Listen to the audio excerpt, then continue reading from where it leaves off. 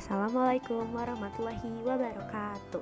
Halo Sobat Pers, kembali lagi bersama kami di Kawan Hijrah.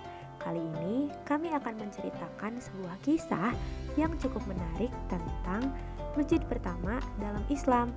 Nah, yuk kita simak ceritanya. Masjid Kuba merupakan salah satu destinasi utama baik jemaah umroh maupun haji.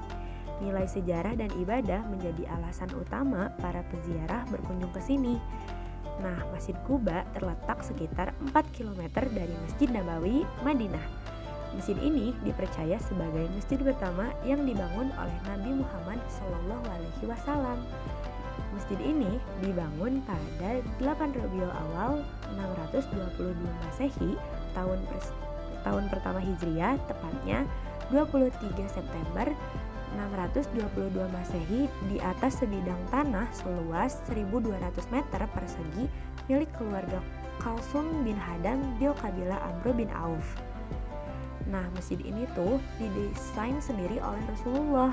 Peletakan batu pertama atau bisa kita sebut batu di mihrab masjid yang menghadap Baitul Maqdis di Palestina dilakukan oleh Rasulullah SAW. Kemudian diikuti berturut-turut oleh Abu Bakar As-Siddiq, Umar bin Khattab, dan Utsman bin Affan. Dalam beberapa catatan dikemukakan bahwa Masjid Kuba sendiri adalah nama sebuah sumur yang kemudian menjadi nama perkampungan yang dihuni oleh Bani Amr bin Auf. Dinamakan Masjid Kuba karena ketika Rasulullah SAW hijrah ke Madinah melewati sebuah pemukiman ini. Masjid ini dibangun oleh Rasulullah dan para sahabat pada tahun pertama Hijriah, terletak di selatan barat kota Madinah. Di dalam masjid tersebut terdapat sumur Malik Abu Ayyub Al-Ansari yang dikenal dengan sumur Mubarak An-Naqah, yaitu tempat pemberhentian unta Rasulullah SAW ketika masuk ke kota Madinah. Selain itu, ketika membangun Masjid Kuba, Nabi Muhammad SAW juga dibantu oleh malaikat Jibril yang memberi petunjuk arah kiblat dari masjid tersebut. Di masjid ini pertama kalinya diadakan sholat berjamaah secara terang-terangan. Nah, masjid pertama ini juga yang dibangun oleh Rasulullah disebutkan dalam Al-Quran surat At-Taubah ayat 108 yang artinya, janganlah kamu bersembahyang dalam masjid itu selama-lamanya. Sesungguhnya masjid yang didirikan atas dasar takwa atau Masjid Kuba sejak hari pertama adalah lebih patut kamu sholat di dalamnya. Di dalamnya masjid itu ada orang-orang yang ingin membersihkan diri, dan sesungguhnya Allah menyukai orang-orang yang bersih. Semasa hidupnya, Rasulullah SWT selalu pergi ke Masjid Kuba setiap hari Sabtu, Senin, dan Kamis. Setelah beliau wafat, para sahabat selalu menziarahi masjid ini dan melaksanakan sholat di dalamnya. Oleh karena itu, setiap umat muslim yang menunaikan ibadah haji atau umroh sangat dianjurkan untuk mengunjungi masjid yang menjadi saksi perjuangan Rasulullah. Nah, ternyata ada perkembangan yang tercatat di dalam sejarah. Masjid Kuba mengalami renovasi pada zaman Utsman bin Affan dengan membangun menara masjid untuk mengumandangkan azan. Berikutnya direnovasi pada masa Sultan Abdul Majid II Daulah Utsmaniyah pada tahun 1245 Hijriah. Berikutnya masa pemerintahan Kerajaan Arab Saudi, Kementerian Haji dan Wakaf melakukan perluasan Masjid Kuba sehingga bisa menampung kapasitas 20.000 jamaah. Untuk bangunan seperti masjid pada umumnya, hanya saja bagian tengahnya terdapat ruangan lapang yang di atasnya terdapat atap yang bisa dibuka tutup. Yang istimewanya, masjid ini memiliki 4 menara untuk menyebar kumandangkan azan dan 56 kubah.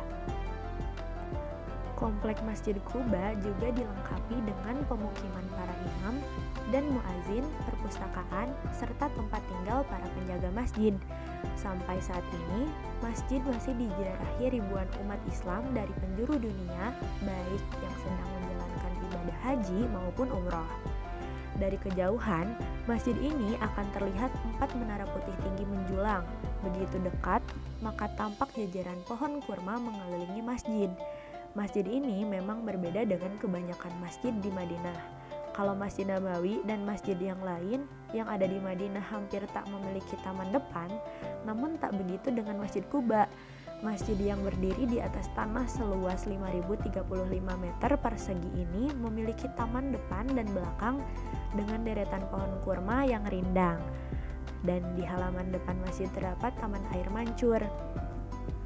Nah, ada sebuah hadis yang diriwayatkan Tirmizi dan Ibnu Majah mengatakan bahwa Rasulullah menyatakan bila mengunjungi Masjid Quba untuk sholat, maka pahalanya sama dengan melakukan umroh. Riwayat tersebut hingga kini masih tertempel di dinding luar Masjid Quba.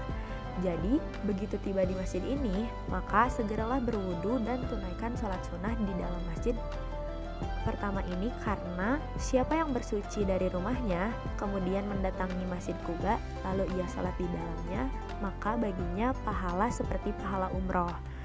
Quba memang selalu menjadi tujuan ziarah para jamaah haji maupun umroh. Tidak heran bila masjid ini selalu padat. Masjid dan sederhana itu kini tampil begitu indah memesona mata. Namun sejatinya bukan kemegahan dan keindahannya yang terpancar dari masjid ini, hanya keimanan dan ketakwaanlah yang mendasarinya. Berikutnya, ternyata terdapat satu ruang persegi 4 untuk sholat dan sebuah serambi. Ruangan bertiang pohon kurma dan beratap pelepah daun kurma bercampur tanah liat. Di tengah terdapat ruang terbuka yang disebut dengan sah. Di tempat itu terdapat sumur untuk mengambil air wudhu. Dan yang layak dicatat adalah bahwa masjid ini pernah mengalami peralihan arah kiblat dari Baitul Maqdis kemudian diputar balik menghadap Baitullah di Mekah. Dan ternyata 4 menara Masjid Quba setinggi 47 meter itu dibangun oleh khalifah pertama, yaitu Khalifah Umar bin Abdul Aziz. Nah, rekonstruksi selanjutnya terjadi pada masa Sultan Al-Ashraf Saif al-Din Qaitbay dari dinasti Mamluk dengan melengkapinya dengan sebuah mimbar baru dari Pualam. Di kemudian hari, mimbar itu dijuluki sebagai mimbar Masjid Raya. Raja Fahd bin Abdul Aziz pada tahun 1986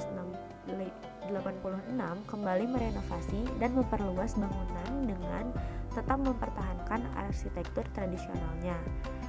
Ternyata proyek ini juga menelan biaya sekitar 90 juta atau sekitar 90 miliar rupiah.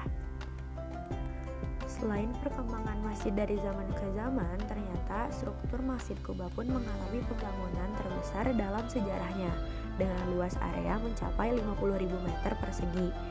Kapasitas yang meningkat sehingga mampu menampung 66.000 jemaah.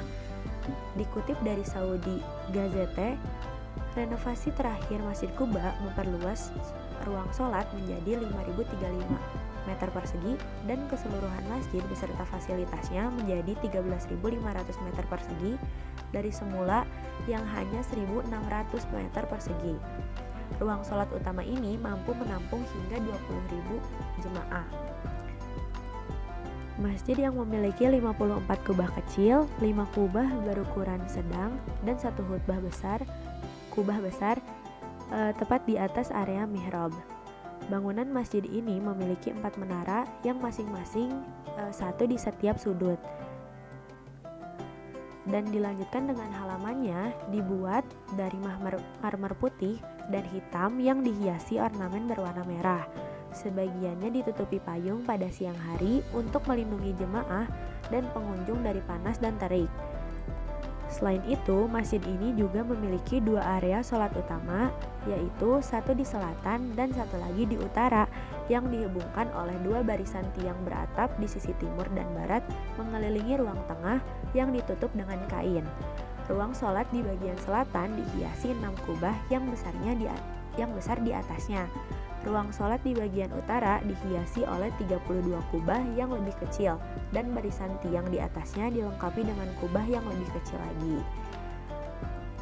Nah, dan terakhir, pada saat ini ternyata Masjid Quba memiliki 7 pintu masuk utama dan 12 pintu masuk tambahan di Masjid Quba. dengan fasilitas toilet sebanyak 64 unit untuk pria dan 32 toilet untuk wanita. Ternyata Masjid Kuba ini sangat megah dan menjadi sejarah penting yang tercatat dalam Islam. Oke Sobat Pers, mungkin cukup sekian cerita dari kami. Semoga kalian mendapat manfaat dari video yang kita posting ini ya. Sampai jumpa di episode selanjutnya. Wassalamualaikum warahmatullahi wabarakatuh.